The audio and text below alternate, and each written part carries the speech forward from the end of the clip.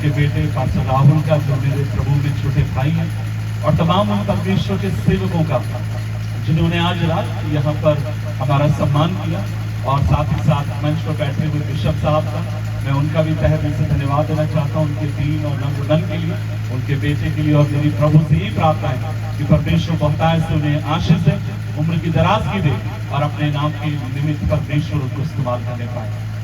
मैं यहाँ बैठे बैठे सोच रहा था, मैं कोई जन्मजात से प्रचारक नहीं हूँ, एक अविश्वासी परिवार में मैं पैदा हुआ। 5 साल की उम्र में मेरे पिता को कैंसर हो गया। कैंसर के कारण उनका देहांत हो गया।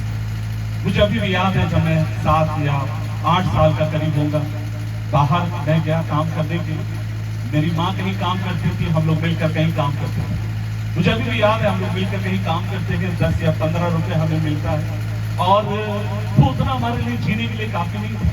मैं नागपुर शहर का रहने वाला हूँ, मैं महाराष्ट्र का मैं रहने वाला हूँ, और मुझे याद है उतना हमारे लिए काफी नहीं था। और जीवन संघर्ष होकर जाते समय कई बार मेरी माँ ने आत्महत्या करने के लिए कोशिश करी, कई बार मैं भी मरने के लिए गया। मुझे लगा जीवन में इसी तरीके से पैदा हुआ और एक दिन ऐसे ही लोग मिट्टी में मिल जाएंगे। और ऐसी परिस्थिति से होकर जाते समय किसी ने मेरी माँ को यीशु मसीह के बारे में बताया, लेकिन इससे पहले कोई मेरी माँ को यीशु के बारे में बताता। एक रात मेरी माँ मुझे अपने पास बुलाती है और बुलाकर मुझे 20 रुपए देती है। और मैंने बोला, माँ क्या बात है, आपने मुझे पैसा क्यों दिया?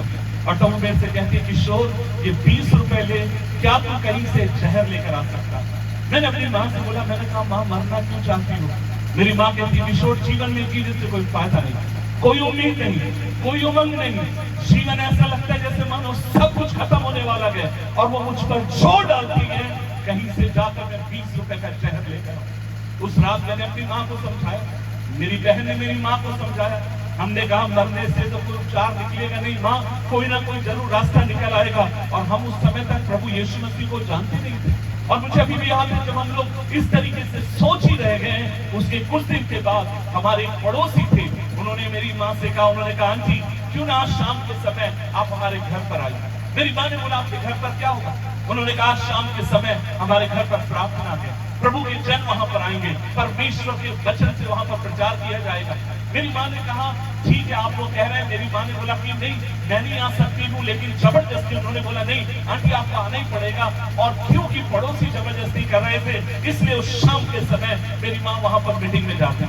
और जब वो मीटिंग में गई तो समझ में नहीं आ रहा, वहां पर भजन गाए जा रहे हैं, वहां पर गीत गाए जा रहे हैं, वहां पर जो बातें बोली जा रही है उसको समझ में नहीं आया। और वो घर के कोने में बैठकर सारी बात को होती हुई देख रही थी। और जब वो वहां बैठी हुई थी, उतने में आखिरी में पास्टर साहब ने खड़े होकर उस रात में ये प्रचार किया, यीशु गरीब कंगाल अनाथ विधवाओं का परमेश्वर है। जन्माने वाली माँ भूल सकती है, अपने छोड़ सकते हैं, अपने लोग धोखा दे सकते हैं, लेकिन यीशु कभी आपको धोखा नहीं देगा। वो गरीब कंगाल अनाथ विधवाओं का परमेश्वर है। और जैसे कि पास्टर साहब ने विधवा शब्द कहा, वो वचन जाकर मेरी माँ के दिल में लगता है, क्योंकि जब वो विधवा हुई थी लगभग 27-28 साल उसकी उम्र होगी, और वो घर के कोने में बैठकर ये प्रार्थना करती है, यीशु मैं तेरे बारे में ज्यादा नहीं जानती हूँ, मैं तुझे नहीं पहचानती हूँ, लेकिन तेरी वाणी मुझे सच्ची लगी, तेरी बातें मुझे अच्छी लगी, और तेरा वचन ये कहता है तू कभी भी गरीब अनाथ कंगाल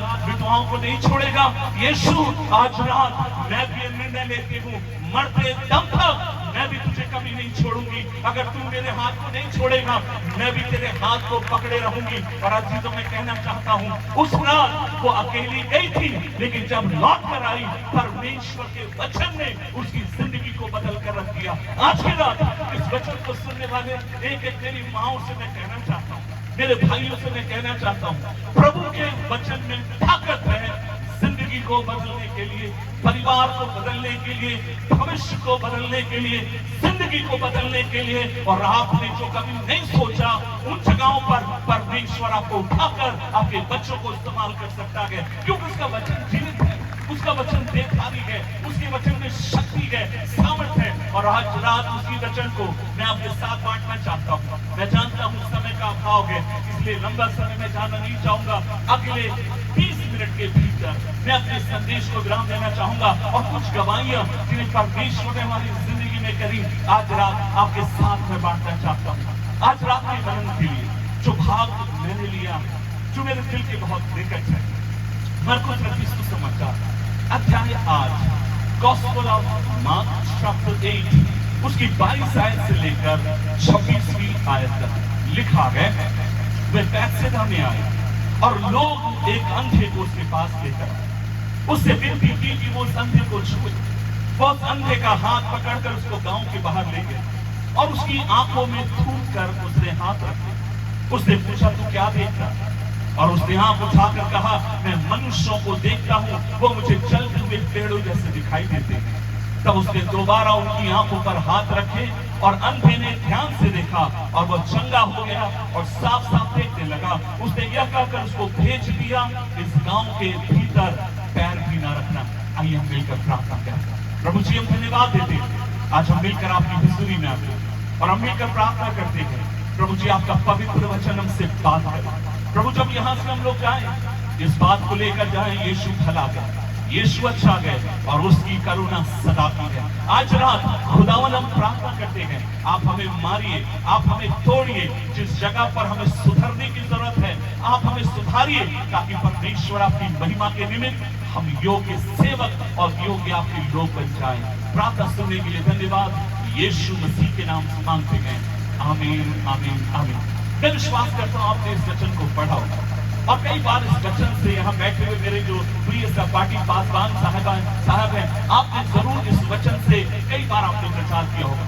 लेकिन आज से काफी दिन पहले इस वचन को पढ़ते समय परमेश्वर ने कुछ खास बातें मेरे मन के भीतर डाली, जिन्हें आज रात के समय मैं आपके साथ बांटना चाहता हूँ। देखिए, एक बात आपसे कहना चाहूंगा, प्रभु का वचन साधारण वचन है। प्रभु का वचन हर व्यक्ति आसानी से परमेश्वर के वचन को समझ सकता है, लेकिन बाइबल की कुछ घटनाएं ऐसी हैं, कुछ कहानियां ऐसी हैं, जब आप उनको समझने के लिए कोशिश करते हैं उसमें थोड़ा सा समय लगता है। और उन कहानियों में से थोड़ी सी कठिन कहानियों में से एक कठिन कहानी है, जिसको आप और मैं यहाँ पर देखते हैं। मरकुस रखी सुसमाचार अध्याय 8 उसकी 22 से लेकर 26वीं आयत तक। मैं जब कभी इस वचन को पढ़ता, 3 सवाल मेरे मन के भीतर आते। पहला सवाल ये है, बाइबल कहती है जब वो बैतसैदा में आए तो लोग एक अंधे को यीशु के पास लेकर, और प्रभु यीशु मसीह इस व्यक्ति को उस नगर में चंगा नहीं करता। बाइबल कहती है उसका हाथ पकड़कर वो नगर के बाहर ले गए। फिर प्रभु का वचन कहता है जब वो नगर के बाहर ले गया, प्रभु यीशु मसीह इससे पहले इस अंधे को छुए, उन्होंने क्या किया, इस अंधे की आंखों में बाइबल कहती है उसने थूका और फिर उस अंधे की आंखों पर उसने हाथ रखे। तो पहला सवाल ये था, प्रभु ने क्यों इसको बैतसैदा में चंगा नहीं किया? दूसरा सवाल जो मेरे मन के भीतर था वो ये था, प्रभु आप इसको बाहर ले गए, ये बात सच है, लेकिन आपने इसको छूकर चंगा करने की बजाय आपने इस व्यक्ति की आंखों पर क्यों थूका?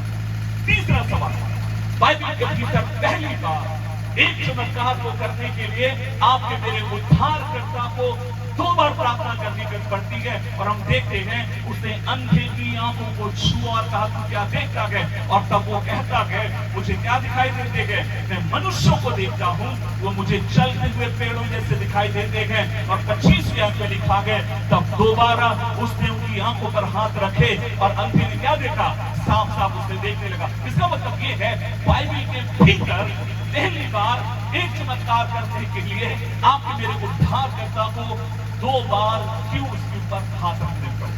और ये 3 सवाल हमेशा मेरे जहन में रहते हैं। ये 3 सवाल हमेशा कई बार मुझे 3 सवाल परेशान करते, प्रभु आप उसको वहीं चंगा क्यों नहीं किया? क्योंकि वचन में लिखा है एक लहू बहने वाली स्त्री अपने मन में कहती है यदि मैं उसके वस्त्र के छोर को छू लूंगी तो मैं चंगी हो जाऊंगी। सो प्रभु को कईयों ने छुआ और कईयों को प्रभु ने छुआ और लोगों ने चंगाई पाई। तो प्रभु क्यों आप उसका हाथ पकड़ कर ले गए? दूसरी बात, प्रभु आपने उस व्यक्ति के ऊपर क्यों थूका?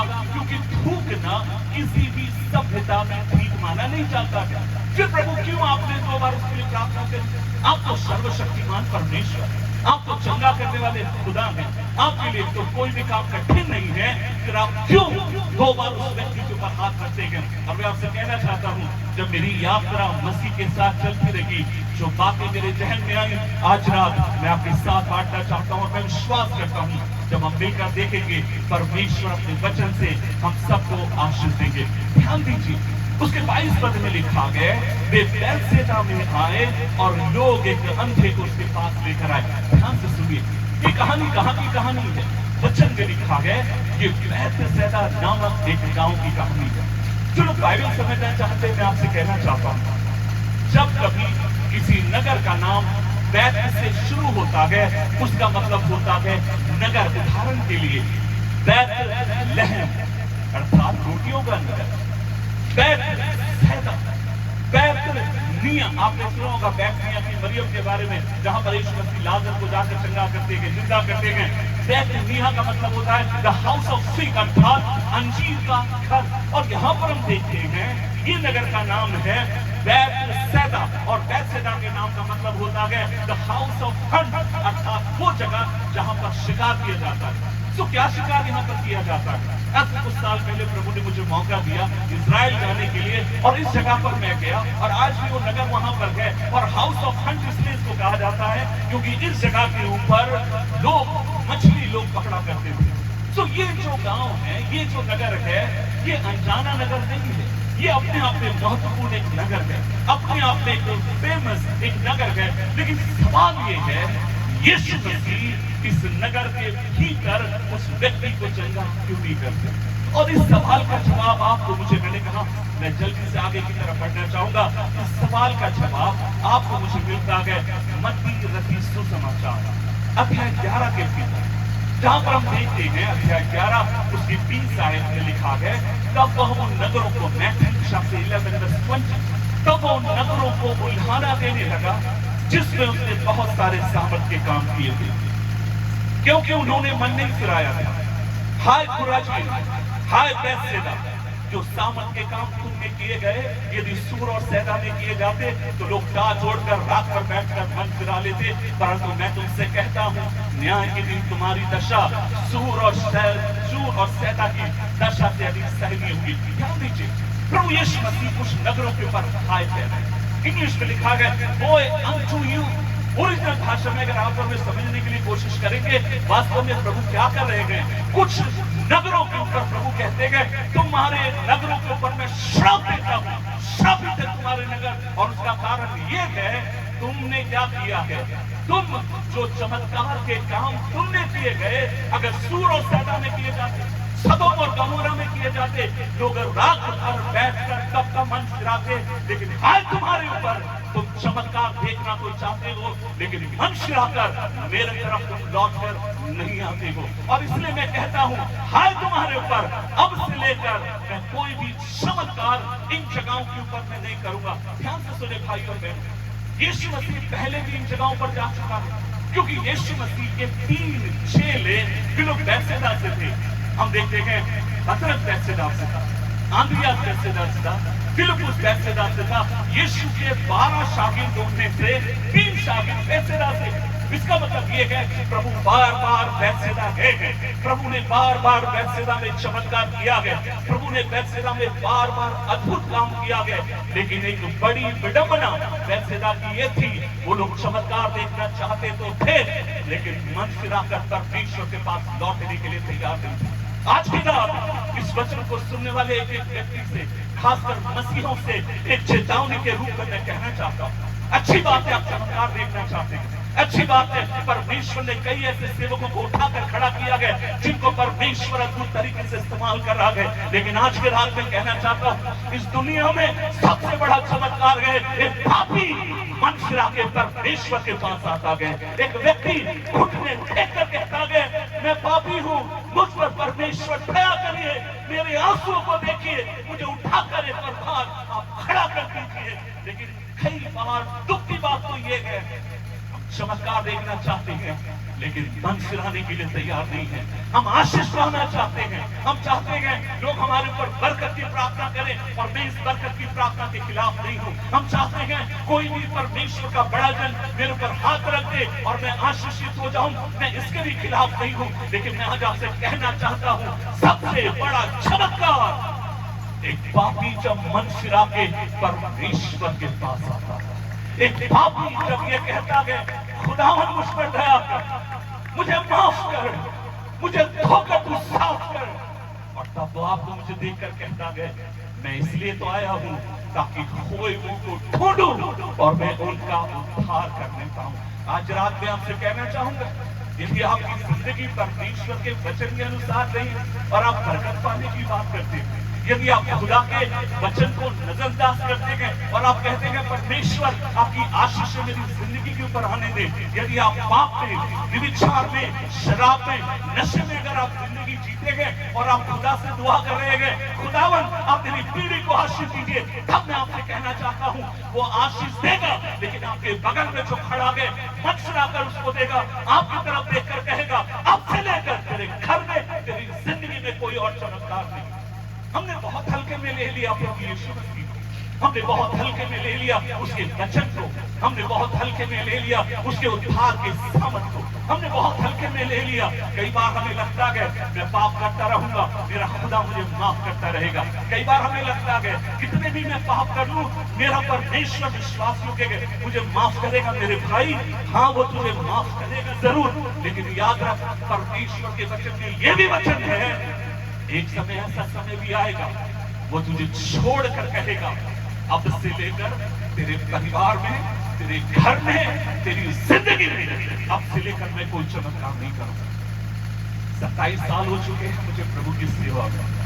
17 साल का था, मेरी माँ ने प्रार्थना कर 2 पैंट 1 शर्ट लेकर प्रार्थना करके मुझे प्रभु की सेवकाई में भेजा। आज मैं लगभग 44 साल का हूं। मैंने अपनी 27 साल की लंबी यात्रा में बहुत जगहों पर मैं मिशनरी होकर रहा, और कई घर में जब मैं जाते समय मिशनरी होकर जब बैठा अलग अलग जगहों पर, और कई लोग जब हमसे कहते हैं पास्टर जी आप हमारे घर आकर दुआ करके गए, और कईयों के घर में जब मैं गया हूँ और मैंने देखा, मेरे जो पासवान मित्र हैं आपकी भी ये गवाही होगी, जब कईयों के घरों में जब आप जाते हैं आप उनके घरों में ये महसूस करते हैं जैसे मानो परमेश्वर इस घर से रूठ गया, जैसे मानो परमेश्वर उस घर के दरवाजे पर खड़े होकर ये कहता है अब से लेकर मैं तेरे लिए कोई चमत्कार नहीं कर सकता क्योंकि तुम मन फिराने के लिए तैयार नहीं है। अब से लेकर मैं कोई चमत्कार नहीं कर सकता क्योंकि जिस गंदे रिश्ते में तुम फंसी हुई है ना, जिस गंदे रिश्ते में तुम फंसा हुआ है ना, उससे तू जब तक मन फिरा कर लौट कर नहीं आएगा मैं तेरे घर के ऊपर अपनी आशीष को नहीं देगा। आज रात इस वचन को सुनने वाले प्रभु के लोगों में आपसे कहना चाहूंगा, वचन में लिखा है अंत के दिन में बहुत सारे लोग ऐसे वचन को सुनना पसंद करेंगे जो उनके कान की खुजलाहट को दूर करेगा, लेकिन मैं आपसे ये भी कहना चाहता हूँ आप ऐसे वचन को सुनना पसंद करिए जहाँ पर बरकत की बात और उसमें कोई खराबी नहीं है। लेकिन एक बात आपसे कहना चाहता हूँ, बरकत से पहले आता है पश्चाताप, बरकत से पहले आता है मन फिराओ, बरकत से पहले आता है अपने पापों को छोड़कर परमेश्वर के पास लौट कर आना। यदि एक व्यक्ति लौटने के लिए तैयार नहीं है, एक परिवार लौटने के लिए तैयार नहीं है, मैं आज आपसे कहना चाहता हूँ आपको महसूस तो होगा, आपको फील तो होगा, आप फीलिंग्स के ऊपर जिएंगे, यदि परमेश्वर आपको देखकर कहेगा तू धोखे में जिंदगी जी रहा है, तू धोखे में जिंदगी जी रही है, यदि वास्तविक आशीष पाना चाहती है मेरे क्रूस के पास आ जा और मेरे बहाए गए रक्त से मैं तुझे शुद्ध करने के लिए विश्वास करके तेरा परमेश्वर। 19 साल की मेरी उम्र थी, मैं महाराष्ट्र आंध्र बॉर्डर के ऊपर मिशनरी हो गया। एक दिन की बात है, मैं किसी की मार्ग के किनारे खड़े होकर, मेरे पास झोला था और झोले में कुछ पर्चे थे और मार्ग के किनारे खड़े होकर मैं पर्चे बांट रहा था और वो संदेश था यीशु मसीह जीवन देता है, यीशु जीवन देता है। महाराष्ट्र और आंध्र बॉर्डर की बात है, मैं बांट रहा था और जब मैं पर्चे बांटते समय एक आवाज मेरे कान में आती है, अहो भाऊ माझी आई का, अर्थात मराठी में किसी ने कहा भैया मेरी आवाज को सुनिए, मेरी बात को सुनिए। मैं पीछे पलट कर देखता हूँ, 19 साल लगभग मेरी उम्र थी, मैंने पीछे पलट कर देखा कि सामने सी पतली सी एक बहन मेरे पास दौड़ कर आ रही है और वो मेरे से कहती है मराठी में, भाऊ तुम्हें क्या करता, अब क्या करते हैं? मैंने कहा मैं यीशु का प्रचारक हूँ। उसने मुझे बोला यीशु मसीह क्या करता है? मैंने कहा यीशु मसीह चंगा करता है, यीशु जीवनों को बदलता है, यीशु प्रार्थनाओं को सुनता है। और जब मैं बोल ही रहा था वो मेरे हाथ को पकड़ कर कहती है, दादा माँ जब सोबत चला, भाई मेरे साथ चलिए। मैंने कहा कहाँ ले जा रही? वो कहने लगी मैं आपको छोड़ूंगी नहीं, आप मेरे साथ आइए। और वो जबरदस्ती मुझे अपने घर की तरफ ले जा रहा। मैंने बोला बहन मैं आपके घर आऊंगा, एक शर्त पर आप मेरा हाथ छोड़िए। हम लोग रोड के पास खड़े, उसने कहा दादा नहीं, हम दादा का मतलब गुंडा नहीं, उसने कहा दादा भाई होता, भाई आपको मेरे साथ चलना पड़ेगा। मैं उसके साथ गया, गांव में उसका घर था, और मुझे याद है गांव के बाहर या थोड़ी सी दूरी पर एक झोपड़ी में मुझे लेकर वो दरवाजा खोलती है और मेरे से कहती है भैया, मराठी में मेरे से बात कर रही थी, उससे कहा भैया आप अंदर आइए ना। और जैसे मैं अंदर गया, असहनीय बदबू वहां पर था। वो थोड़ी देर के बाद वहां पर दिया जलाती है, तब मैंने देखा चारपाई के ऊपर ऐसा लग रहा था मानो जैसे एक नरकंकाल लेटा हो, और एक व्यक्ति लेटा हुआ है, उसकी आंखों की पुतलियों के ऊपर मक्खियां लगी हुई है। तब मैंने पूछा उस बहन से ये कौन है, और तब वो मेरे से कहती है मेरा पति है, जिसको कैंसर हो चुका है, कल के दिन में डॉक्टर के पास इसे लेकर आई, डॉक्टर ने कहा अब इसके बचने की कोई उम्मीद नहीं। और तब वो मेरे को देखकर कहती है दादा आता तुम्हें सांगा ना, अब मुझे आप बताइए क्या आपका यीशु उसको चंगा कर सकता है। मैंने कहा यदि तू विश्वास करेगी परमेश्वर की महिमा को देखेगी। और मुझे अभी भी याद है, मैं उस व्यक्ति को आवाज देता हूँ, उसका नाम शामराव था, मैंने कहा शामराव, और तब वो मुझे घूम कर देखता है, उसकी आंखों के ऊपर मक्खियां लगी हुई हैं, उसके होठों के ऊपर मक्खियां लगी हुई हैं। अब उनकी मक्खियों को हटाता हूँ, और मुझे आज भी अच्छे से याद है, मैं मत्ती की किताब अध्याय 8 उसकी 1 से लेकर 4 आयत पढ़ता हूँ। देखो जब वो पहाड़ से नीचे उतरा, एक कोढ़ी उसके पास आकर कहने लगा, घुटने टेक कर विनती करने लगा, हे प्रभु यदि तू चाहे तो मुझे छूकर शुद्ध कर सकता है। और तब वो अपने हाथ को बढ़ाकर कहता है मैं चाहता हूँ तू शुद्ध हो जा, और बाइबल कहती है उसका कोढ़ शुद्ध हो गया। और इस वचन को पढ़कर मैं उस शामराव के ऊपर हाथ रखकर कहता हूँ मृत्यु की आत्मा शायद शुक्र में हमने इसको छोड़कर। लगभग 2-3 दिन के बाद शामराव उठकर बैठ जाता है, और वो बहुत बड़ा चमत्कार था, मेरी जिंदगी का सबसे पहला चमत्कार। मैं देखता हूं, आप मान के देखिए 19 साल की उम्र आपकी है और आप देख रहे हैं कैंसर का पीड़ी उठकर बैठ गया। मुझे बहुत खुशी हुई, मेरे लिए तो ऐसा था मानो जैसे बहुत बड़ा आपको कहीं पर खजाना मिल गया हो। और मैं पूरे गांव के दरवाजों को खटखटा कर कहा आज शाम के समय मीटिंग है, आप मीटिंग में आना। और उस सभाओं में मैं प्रचार करता, और मेरी इच्छा ये थी प्रभु इसके द्वारा एक गांव के लोग उद्धार पाए। लेकिन क्या हुआ, 2 महीने 3 महीने के बाद जब शामराव उठकर खड़ा हो गया, अब तो वो नौकरी पे भी जा रहा है, अब वो छुप कर, आप ताली बजा सकते हैं प्रभु के परिवार के लिए, अब वो नौकरी पर जाने लगा, प्रभु ने उसको ठीक कर दिया। लेकिन अब एक प्रॉब्लम ये है, वो छुप के जाने लगा है, अब वो नौकरी पे जाता है लेकिन छुप के अब वो खैनी खाने लगा, मसाला खाने लगा। अब वो ठीक हो चुका है, कभी कभी वो शराब पीकर भी घर पर लौट कर आता है। हमने हफ्ते में 2 बार उसके यहाँ प्रार्थना रखी, जब हम प्रार्थना में पहुंचते हैं वो पीछे के दरवाजे से निकल कर भाग जाता है। एक शाम की बात है, मैं इसके घर पर मिलने के लिए गया, लगभग 5 किलोमीटर दूर, जहां मेरा रहता था वहां से 5 किलोमीटर दूर था। उस दिनों में हमारे पास साइकिल भी नहीं थी, तो पैदल हम लोग यात्रा किया करते थे। तो रात में 8 बजे मैं इसके घर पर पहुंचता हूँ, और मैं जब इसके घर के अंदर गया, मैंने देखा उसकी पत्नी बाहर खड़ी है। मैंने उसको मराठी में पूछा काय साला क्या हो गया, उसने मेरे से बोला दादा देखो ना भैया, देखो ना मेरा पति क्या कर रहा है। और मैं घर के भीतर झांक कर देखता हूँ, मुझे आज भी अच्छे से याद है, एक तरफ मुर्गा रखा गया, एक तरफ शराब की बोतल रखी हुई है, और दूसरे तरफ 100 के नोट रखे हुए हैं, और वहां पर एक व्यक्ति बैठा हुआ है। मैंने कहा ये व्यक्ति कौन है, मतलब वो उसकी पत्नी कहने लगी दादा मेरे पति को पता नहीं क्या हो गया है, वो जादू टोना करने वाले को लेकर आया है और बोल रहा है यीशु ने मेरे को चंगा नहीं किया, मैं जो ठीक हो गया ना इनके कारण ठीक हो गया हूं। मैं वो बैठकर देखते रहा, मुझे बहुत दुख लगा, मेरे आंखों में आंसू थे। मैंने शामराव को पुकार कर कहा शामराव तुम जो कर रहे हो ठीक नहीं कर रहे हो, परमेश्वर ने तुम्हें चंगा किया, प्रभु ने तुम्हें जिंदगी दी, प्रभु ने तुम्हें मौत की खटिया पर से उठाकर खड़ा किया, तो परमेश्वर के साथ वफादार रहा। और वो मेरे से कहता है आप फिर किसी दिन आना, मैं आपके भाषण को सुनूंगा। मैं वहां से निकलने के लिए हुआ, उसकी पत्नी आकर कहती है दादा बुरा मत मानिएगा। मैंने उसकी पत्नी की तरफ देखकर कहा आज के बाद मैं कभी भी इस घर के भीतर कदम नहीं रखूंगा। मैं वहां से निकल गया, आंसुओं के साथ मैं वहां से निकला, क्योंकि बड़ी मेहनत करी थी हमने शामराव को प्रभु में लाने के लिए, ताकि परमेश्वर उसको उठाकर खड़ा कर दे पाए। प्रभु इस बात का गवाह है। 1 महीने के बाद की बात है, मैं फिर उस गांव के थोड़े से दूर खड़े होकर पर्चे बांट रहा था, क्योंकि उन दिनों में हमारा यही तो काम होता था, पर्चे बांट रहा था। और फिर एक आवाज सुनता हूँ आओ माझी आएगा, भैया मेरी आवाज सुनिए। मैं पीछे पलट कर देखता हूँ कोई बहन दौड़ कर आई, और मेरे हाथ को पकड़ कर कहती है भाऊ मेरे घर चलो ना। मैंने कहा क्या हो गया? बोला भैया जहां पिछले महीने से मेरे पति ने शुरुआत करी थी ना कुछ महीने पहले, अब वो फिर बिस्तर पर आगे आगे, क्या आप उसके लिए प्रार्थना करेंगे? मैंने कहा मैं नहीं करूंगा, जाकर जादू टोने वालों को बुला कर लेकर आओ। वो मेरे पैर छूने लगे। मैंने कहा ठीक है मैं आता हूँ। जब मैं उसके घर में पहुंचा, शामराव बिस्तर के ऊपर लेटा हुआ है, मुझे देखकर हाथ जोड़कर कहता है भैया मेरे को माफ करो, मेरे को बचा लो, मेरे लिए प्रार्थना करो। और मुझे याद है मैं शामराव के ऊपर जैसे ही हाथ रखता हूँ, एक आवाज मेरे मन के भीतर से आती है, अपने हाथ को हटा ले, इसके लिए प्रार्थना करने का कोई फायदा नहीं। फिर भी मैं उनकी शांति के लिए 2 शब्द प्रार्थना करता हूँ और मैं अपने घर आया। 1 हफ्ते के बाद मालूम पड़ा शामराव इस दुनिया से चला गया। मैं क्या बोलना चाहता हूँ? क्या मैं आपको डराने के लिए आया हूँ? क्या मैं आपके भीतर डर पैदा करने के लिए आया हूँ? नहीं, लेकिन मैं आपको सच्चाई बताने आया हूँ। सच्चाई जानने के बाद भी आप परमेश्वर के साथ खेल नहीं सकते।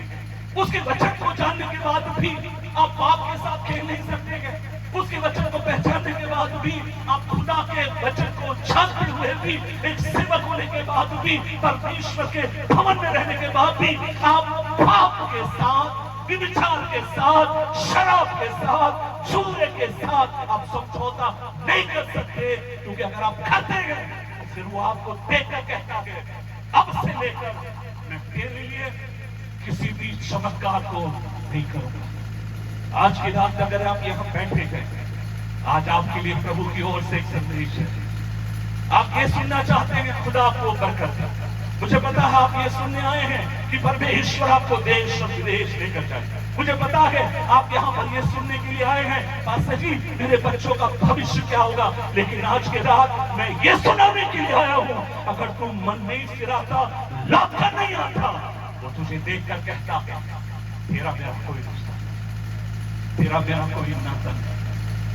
वैसे ना मैंने कितने चमत्कार के काम किए, मैंने कितने अद्भुत काम किए, मैंने कितने बार तेरे लिए बड़े बड़े काम किए, लेकिन हाँ तेरे ऊपर तू चमत्कार देखना तो चाहता है, लेकिन मन फिराने के लिए तैयार नहीं। और आज के रात यदि आपका जीवन पाप में है, आप जानते हैं आप कौन सी गुप्त बातों में फंसे हुए हैं, चेतावनी के रूप में आज मैं आपसे कहना चाहता हूं लौट कर आए, लौट कर आए। इससे पहले वो आपको देखकर कहे अब मैं तुझे छोड़ दूं, अब तेरा मेरा कोई नाता नहीं, लौट कर आए। सो क्यों प्रभु पैसे दास के बाहर इस व्यक्ति का हाथ पकड़ कर ले गया? उसका कारण ये था, प्रभु ने कहा अब से लेकर बैतसैदा के भीतर कोई भी चमत्कार में नहीं।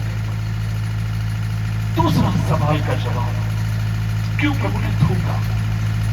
आज मैं यहाँ पर प्रचारक होकर आया हूं और आप चाहेंगे कि आखिर में मैं आपके लिए दुआ करूं, और कई लोग चाहते हैं हम लोग मीटिंग में जाकर पास्टर जी सारे लिए दुआ करो, हाथ रखकर, और अच्छी बात है, अच्छा लगता है दुआ करना।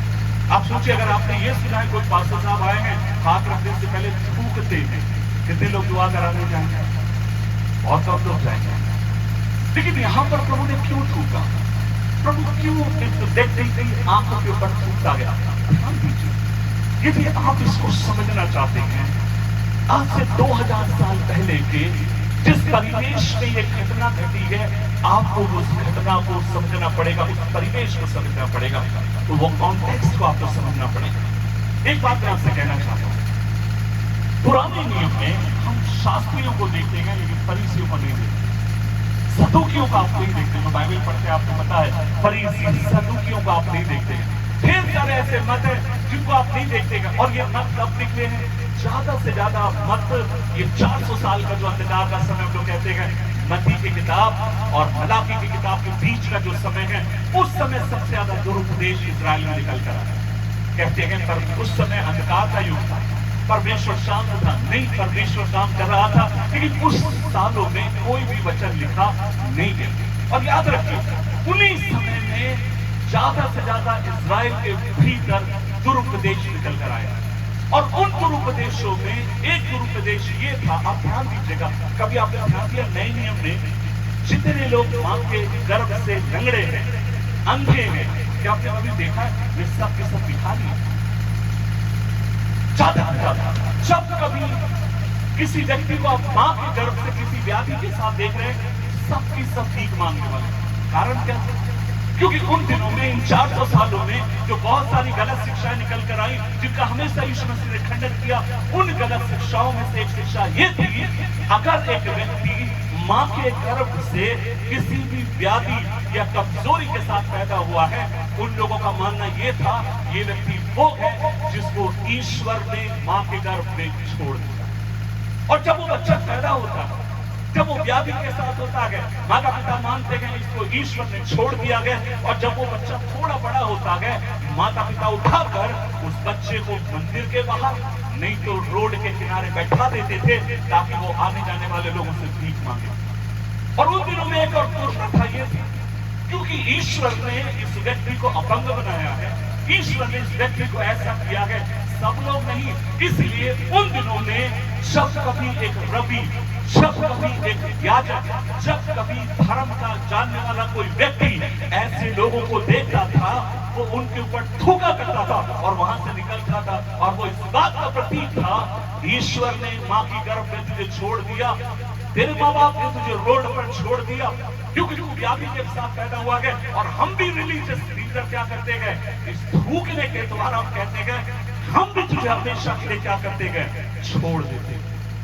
आपने देखा है इजराइल के कुछ वीडियो इन दिनों में वायरल हो रहे हैं, जहां पर आप देखेंगे कुछ नन्स खड़ी हुई थी, कैथलिक नन्स, और कुछ जवान इजरायली लड़के जाकर उनके ऊपर क्या करते गए, क्या है वो, हाय तुम्हारे। आप देखिए बहुत सारे वीडियो वायरल हो रहे हैं, ध्यान से सुने, मैं जल्दी आगे जाना चाहूंगा। लेकिन अब सवाल ये है, जब यीशु मसीह इस व्यक्ति को खड़ा करता है सामने, इस व्यक्ति को लेकर आया गया, ये व्यक्ति प्रभु के सामने है, और ये व्यक्ति के मन में क्या चल रहा है, प्रभु मेरे ऊपर हाथ रखें। लेकिन इससे पहले उद्धारकर्ता उसके ऊपर हाथ रखता, उद्धारकर्ता ने सबके सामने इस व्यक्ति की आंखों पर थूका। प्रभु वो भी अपने मन में कह रहा होगा, प्रभु क्या आप भी यही कहते हैं कि मेरे माँ बाप ने, सबने मुझे छोड़ दिया, ईश्वर ने मुझे त्याग दिया, इसलिए मैं ऐसा पैदा हो गया। जहां तक मैं बाइबल समझता हूं, जब प्रभु ने इसकी आंखों के ऊपर थूका, पता प्रभु उसको क्या संदेश देना चाहते हैं? प्रभु ये कहना चाहते हैं, लोग थूक कर ये कहते हैं कि मेरे बाप ने तुझे छोड़ दिया, लेकिन वो गलत कहते हैं। जो काम मेरे बाप ने कभी किया नहीं, जो बात मेरे बाप ने कभी बोली नहीं, मेरे पिता के ऊपर लोगों ने झूठा इल्जाम लगाकर हमेशा तेरे पर थूक कर कहा, ईश्वर ने तुझे छोड़ दिया गया। अच्छा, लोग थूक कर तुझे छोड़ते हैं ना, मैं परमेश्वर का पुत्र, आज ऐसे ही मैं तुझे स्वीकार करता हूं।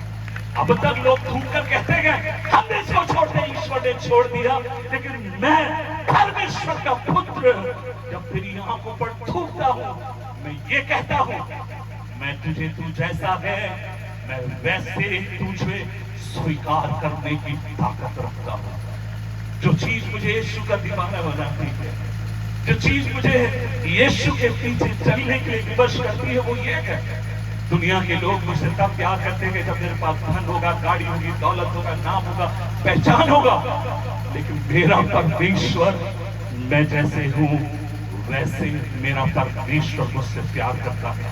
आज की रात यहाँ बैठे हुए एक एक व्यक्ति के लिए प्रभु का वचन दिए गए, तेरे अपनों ने तुझे छोड़ दिया, तेरे अपनों ने तुझे त्याग दिया, लेकिन मैं परमेश्वर का पुत्र, जब तू मुझ पर विश्वास करेगा, मैं तुझे अपनी संतान होने का अधिकार देता हूं, मैं तुझे अपनाता हूं, और मैं कहता हूं, जिसको मैं पकड़ता हूं, दुनिया की कोई भी ताकत मेरे हाथ से उसको कभी अलग नहीं कर सकती। आप गरीब हो सकते हैं, आप किसी भी समाज में पैदा हो सकते हैं, आप किसी भी कुटुंब, किसी भी खानदान से हो सकते हैं, आप दुनिया के एक ऐसे व्यक्ति हो सकते हैं, आप कहेंगे पास्टर जी मेरे पास कोई टैलेंट नहीं है। अरे कौन चाहता है तेरे टैलेंट को? वो तो तुझे चाहता है, क्योंकि उसने अपने कालवरी के ऊपर अपने रक्त को उसने तेरे लिए बहाया, मेरी बहन, तेरे लिए बहाया, मेरे भाई, तेरे लिए बहाया, मेरे अपने। एक कहानी मेरी जिंदगी में ढेर सारी गवाही है, लेकिन एक कहानी जो मैं कभी नहीं भूलता।